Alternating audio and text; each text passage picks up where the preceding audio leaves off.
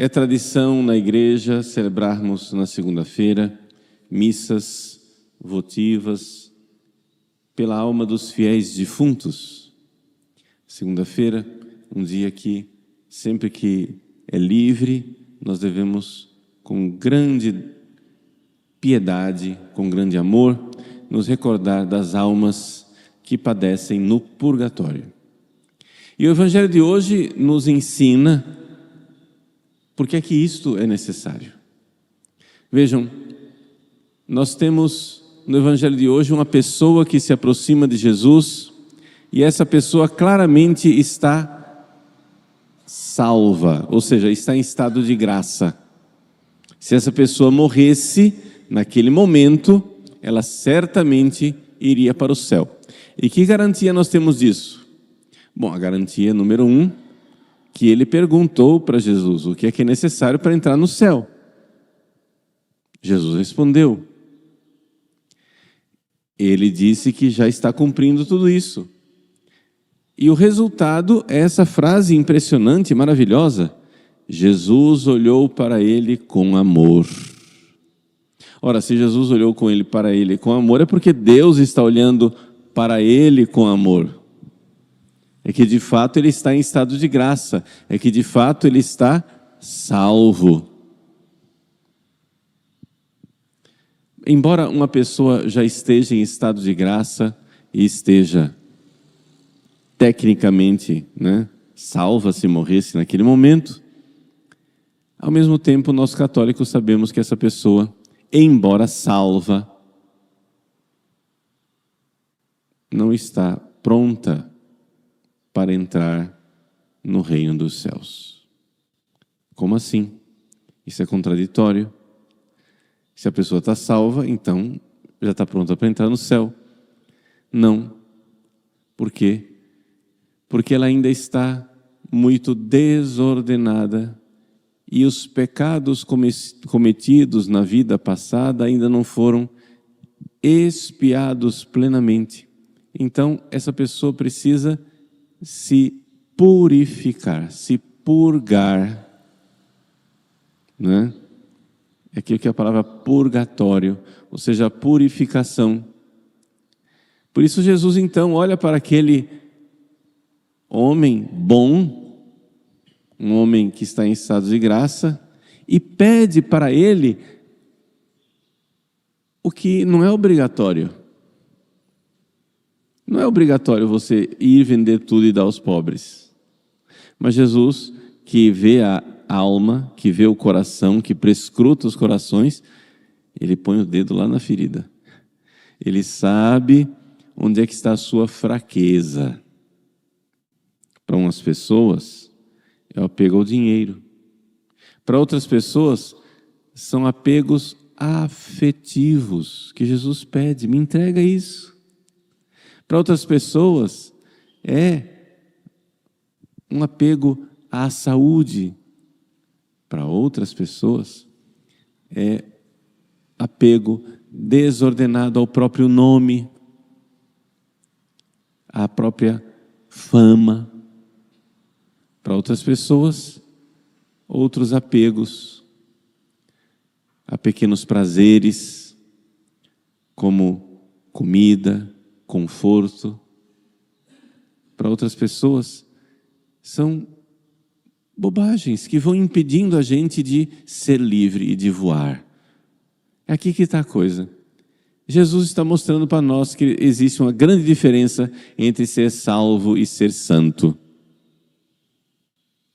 Uma coisa é você dizer assim, se eu morresse agora eu estaria salvo. Outra coisa é você ser santo. E os evangélicos exatamente não admitem isso. Os protestantes não admitem isso porque eles não acreditam na santidade.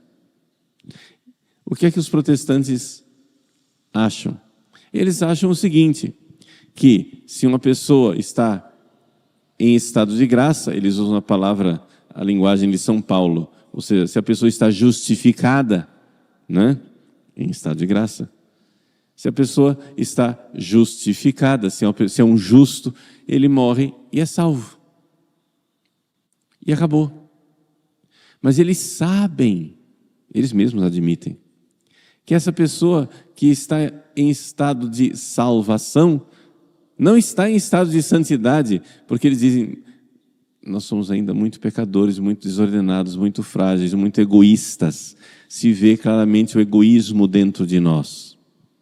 E aí, é por isso que eles não acreditam na santidade. Mas nós católicos cremos que uma vez que a pessoa está em estado de graça, ela ainda tem muito trabalho para fazer. Estar em estado de graça simplesmente é estar no início de uma grande caminhada. A caminhada da nossa santificação, da nosso crescimento no amor. Ou seja, parar de ofender a Deus é uma coisa. Começar a amar Deus e crescer de amor em amor é outra coisa. São duas coisas bem diferentes. Quando a esposa para de ofender o marido e quando a esposa de fato ama o marido. Quando um filho para de ofender o pai e a mãe e quando um filho de fato ama o pai e a mãe. Então é crescimento no amor. Nós católicos cremos no crescimento do amor, cremos na santidade, cremos que com o derramamento do Espírito Santo que nós celebramos em Pentecostes, as pessoas começam a se unir à alma de Cristo e então com essa união com a alma de Cristo, nós podemos já aqui neste mundo nos comportarmos de forma cada vez mais cristiforme, ou seja, como Cristo. A nossa alma unida a Cristo tende em vós os mesmos sentimentos de Cristo Jesus. Essa é a maravilha da santidade. Além disso, é necessário nós entendermos de que se nós não nos esforçarmos verdadeiramente para crescer no amor, nós iremos passar esta vida em grande perigo de perdição eterna. Vejam, existem estágios no crescimento espiritual. A pessoa recém-convertida, ela ainda luta contra os pecados mortais. Por isso muita gente não sai desse estado. O estado de entra no castelo, sai do castelo, entra do castelo, sai do castelo. Ou seja, está em estado de graça, peca mortalmente, saiu. Vai e confessa. Depois volta. Peca outra vez. Sai. Confessa. Volta. Peca outra vez. Sai. Confessa. Volta. E fica nesse vucu-vucu a vida inteira. Peca gravemente, volta. Peca gravemente, volta. Ora, é evidente que essa pessoa corre um grave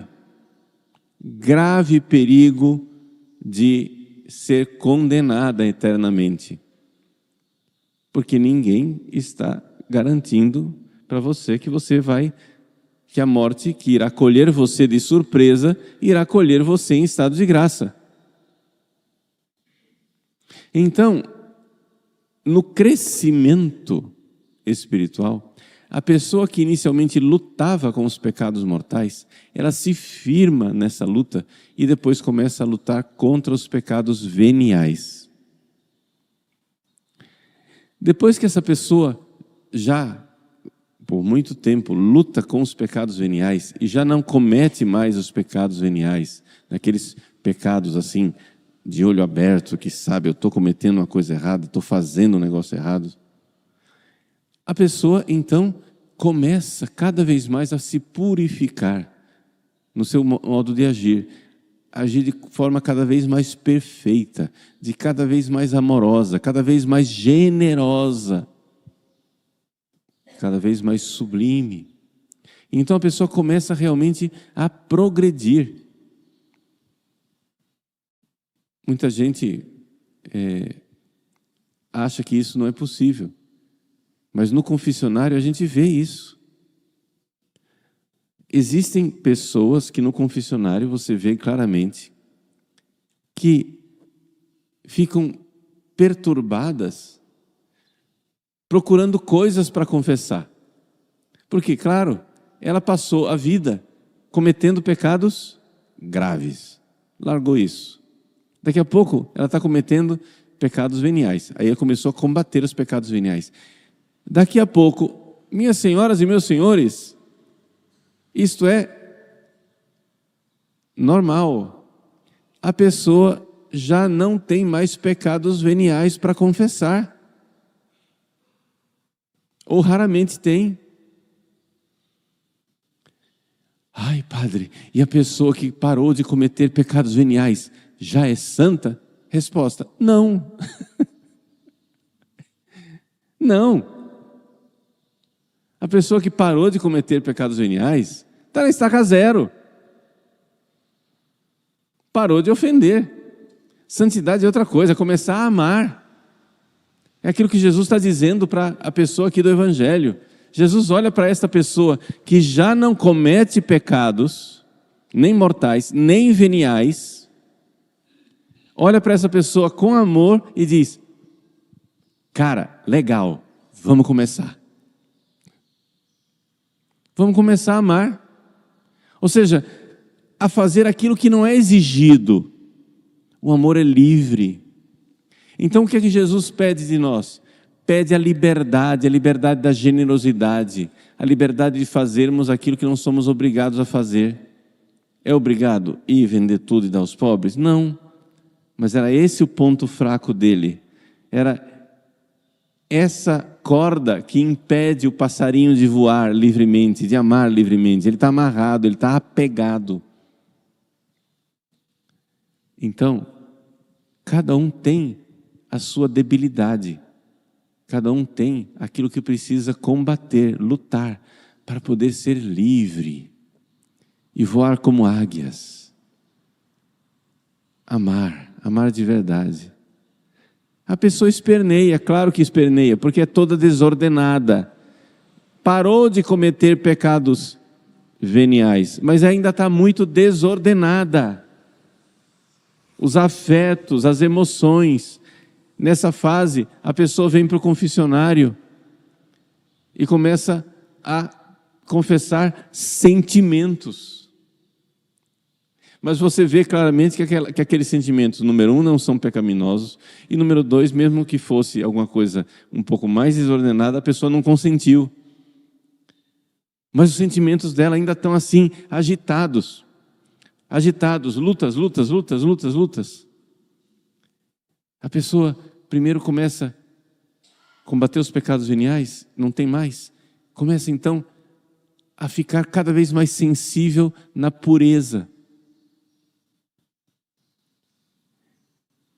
Depois que essa luta para a ordem da pureza foi superada, começa, coisa que já tinha antes, mas começa mais intensamente a luta pela paciência. De suportar as contrariedades. E então, de tanto trabalhar esta paciência, com uma vida de oração generosa, com uma vida de oração cada vez mais generosa, essa pessoa é aperfeiçoada por Deus, que lhe dá uma paciência milagrosa, que lhe dá uma ordenação maior dos seus sentimentos, que vão cada vez mais dóceis, sendo conduzidos por Deus. Isso não é uma coisa do outro mundo, isso é uma coisa que acontece. Enquanto os seus sentimentos ainda estão aí desordenados, enquanto você ainda está, nessa luta inglória, em que, no fundo, seu problema não é que você está cometendo pecados. Seu problema é que você é desordenado mesmo. Vamos usar uma palavra assim. O seu problema é que você é doido mesmo. Entendeu? Ou seja, que os sentimentos não são ordenados plenamente. Você está na luta bonita. Coragem.